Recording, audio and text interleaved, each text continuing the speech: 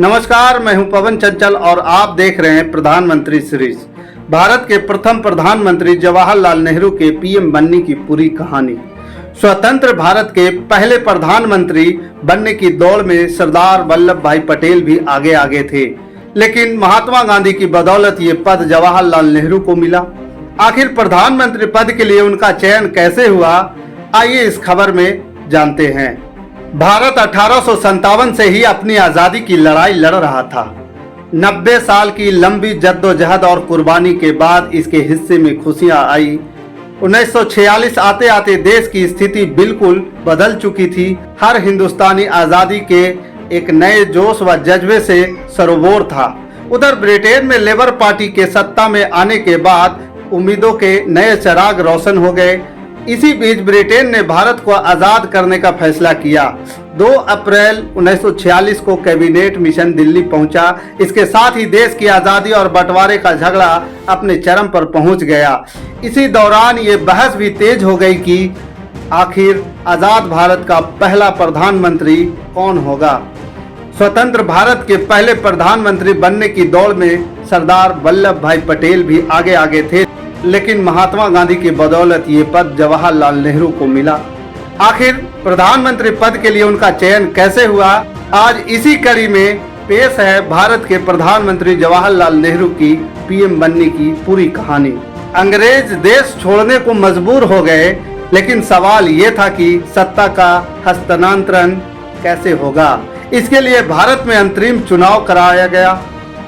इस चुनाव में मुस्लिम लीग और भारतीय राष्ट्रीय कांग्रेस सहित कई दलों ने हिस्सा लिया, लेकिन कांग्रेस ने बड़ी जीत हासिल की। इसके बाद अंग्रेज इस नतीजे पर पहुंची कि भारत में अंतरिम सरकार बनेगी। सरकार बनने के लिए वायसराय की एग्जीक्यूटिव काउंसिल बनना निश्चित हुआ। ये तय हुआ कि इस काउंसिल का अध्यक्ष अंग्रेज वायसराय होगा और कांग्रेस अध्यक्ष को इसका वाइस प्रेसिडेंट बनाया जाएगा। इसके साथ ये भी साफ हो गया था कि वाइस प्रेसिडेंट ही आगे चलकर भारत का प्रधानमंत्री बनेगा। अचानक इस फैसले से कांग्रेस अध्यक्ष का पद बहुत ही महत्वपूर्ण हो गया और फिर शुरू हुई पहले प्रधानमंत्री बनने की कहानी। उस वक्त कांग्रेस के अध्यक्ष पद पर 1940 से ही मौलाना अबुल कलाम आजाद आसीन थे। कांग्रेस अध्यक्ष पद के चुनाव की घोषणा हुई। हालांकि महात्मा गांधी पहले ही साफ जाहिर कर चुके थे कि उनकी पसंद जवाहरलाल नेहरू ही हैं, लेकिन मौलाना आजाद इस पर बने रहना चाहते थे। इस बात का जिक्र उन्होंने अपने ऑटोबायोग्राफी इंडिया विंस फ्रीडम 1957 में भी किया है।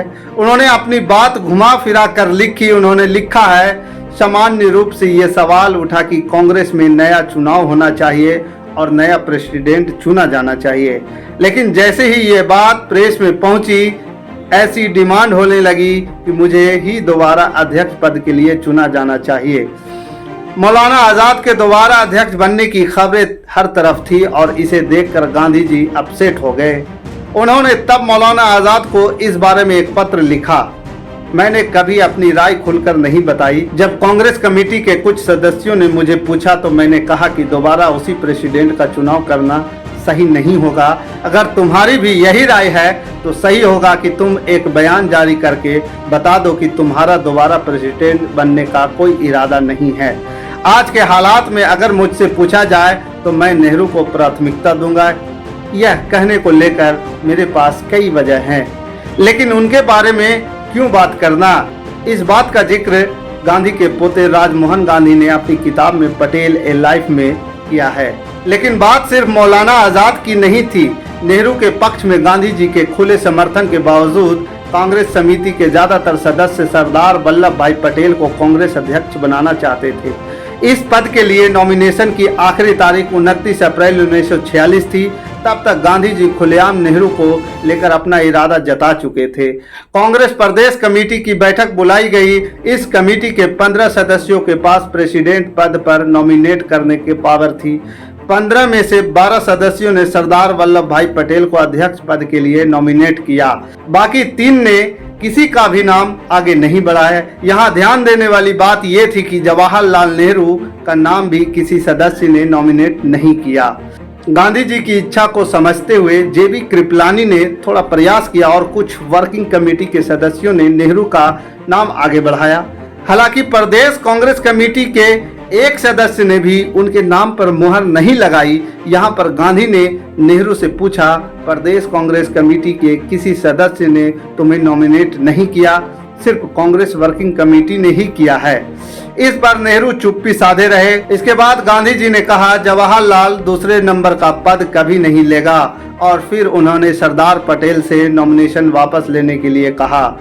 राजमोहन गांधी ने अपनी किताब में बताया कि पटेल ने गांधी जी की इच्छा का विरोध इसलिए नहीं किया क्योंकि वो हालात और खराब नहीं बनाना चाहते थे। पटेल को भी मालूम था कि नेहरू दूसरे नंबर का पद कभी नहीं लेंगे। जेएनयू के पूर्व प्रोफेसर चमन लाल बताते हैं, उस वक्त कांग्रेस पार्टी के अंदर पटेल की तरह से सोचने वाले ज्यादातर लोग थे, इसलिए सभी ने पटेल को ही नॉमिनेट किया। लेकिन पार्टी में गांधी का नैतिक प्रभाव ज्यादा था। सभी लोग गांधी जी का इच्छा को मानते थे। गांधी जी संगठन से परे ही रहे, लेकिन कांग्रेस वर्किंग कमेटी में गांधी का मर्जी चलती थी। यही वजह थी कि सभी ने गांधी जी की पसंद को स्वीकार किया।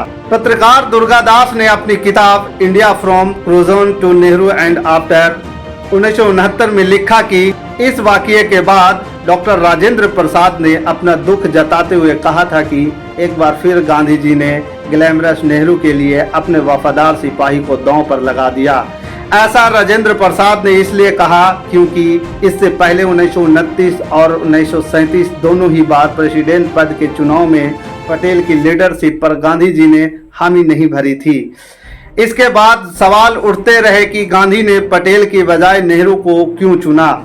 इस पर गांधी ने कभी खुलकर जवाब नहीं दिया। इस बारे में प्रोफेसर चमन लाल बताते हैं कि गांधी जी की निकटता तो पटेल से थी, लेकिन उन्हें हिंदुस्तान की असलियत मालूम थी कि उन्हें पता था कि भारत बहुभाषी बहुधार्मिक देश है। उन्हें लगता था कि पटेल का किसी एक धर्म की तरफ झुकाव है और इससे आगे चलकर विस्फोटक स्थिति पैदा हो सकती है, देश में तनाव बढ़ सकता है। यही वजह है कि उन्होंने नेहरू को तरजीह दी। काफी सालों बाद पत्रकार दुर्गादास को गांधी जी ने इसका जवाब दिया। महात्मा गांधी का मानना था कि कांग्रेस में अकेले जवाहरलाल नेहरू अंग्रेज थे और अंग्रेजी हुकूमत को वो पटेल से बेहतर तरीके से हैंडल कर सकते थे। दरअसल नेहरू के अलावा गांधी जी किसी को भी काबिल नहीं मानते थे। पटेल पर नेहरू इस वजह से भी भारी पड़े क्योंकि वो जन नेता थे और लोग उनकी बात को सिर्फ सुनते ही नहीं मानते भी थे। प्रोफेसर चमन लाल बताते हैं, नेहरू स्टार लीडर थे, जन नेता थे, लेकिन पटेल कभी भी जन नेता नहीं थे। गांधी जी ने इस पर खुलकर इसलिए नहीं बोला क्योंकि कभी कभी सब कुछ कहना जरूरी नहीं होता। गांधी को ये मालूम था कि भारत की जो परिस्थिति है उसे सिर्फ नेहरू ही संभाल सकते हैं। गांधी नेहरू के अलावा किसी को भी काबिल नहीं समझते थे। नेहरू में बौद्धिकता थी और वो थोड़े भावुक भी थे। पटेल कभी भावुक नहीं थे। पटेल का पब्लिक भाषण कभी किसी को प्रभावित नहीं करता था, लेकिन नेहरू का भाषण सुन लोगों में लहर दौड़ जाती थी। इस तरह 2 सितंबर 1946 को अंतरिम सरकार का गठन हुआ।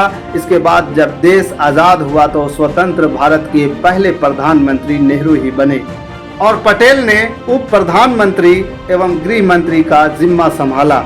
नई सरकार 15 अगस्त 1947 से गणतंत्र भारत की नींव पड़ने और अगले चुनाव तक जारी रही। 1950 में संविधान लागू होने के बाद 1951-52 में स्वतंत्र भारत का पहला आम चुनाव हुआ।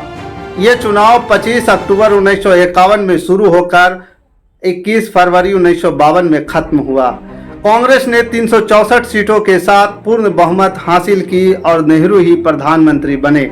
हालांकि देश के प्रथम चुनाव से पहले ही 1950 में पटेल का निधन हो चुका था। नेहरू के नाम सबसे ज्यादा समय तक यानी 16 साल 286 दिन प्रधानमंत्री रहने का रिकॉर्ड भी है। 15 अगस्त 1947 से लेकर अपने निधन के दिन 26 मई 1964 तक नेहरू इस पद पर रहे। आइए अब थोड़ा नेहरू के बारे में भी जान लेते हैं। जवाहरलाल नेहरू का जन्म 14 नवंबर 1889 को इलाहाबाद यानी आज का प्रयागराज में हुआ था। उनके पिता मोतीलाल नेहरू स्वतंत्रता सेनानी थे और भारतीय राष्ट्रीय कांग्रेस के 2 बार अध्यक्ष चुने गए। उनकी मां का नाम स्वरूपा रानी थुस्सू थी। जवाहरलाल नेहरू ने ट्रिनिटी कॉलेज कैम्ब्रिज लंदन से पढ़ाई पूरी की थी। इसके बाद उन्होंने कैम्ब्रिज विश्वविद्यालय से लॉ की डिग्री हासिल की। 1916 में नेहरू की शादी कमला नेहरू से हुई। बीमारी की वजह से 1936 में कमला नेहरू की मौत हो गई। नेहरू की एक ही संतान थी, इंदिरा गांधी, जो बाद में भारत की प्रधानमंत्री बनी। नेहरू को पंडित नेहरू के नाम से भी जाना जाता है। बच्चे उन्हें चाचा नेहरू कह के भी पुकारते हैं। नेहरू अपनी मौत तक प्रधानमंत्री रहे और लोगों के मन में उनके लिए सम्मान कभी कम नहीं हुआ। बाकी इस सीरीज के प्रति आपका क्या विचार है, हमें कमेंट कर जरूर बताइए। हमारे साथ बने रहने के लिए धन्यवाद।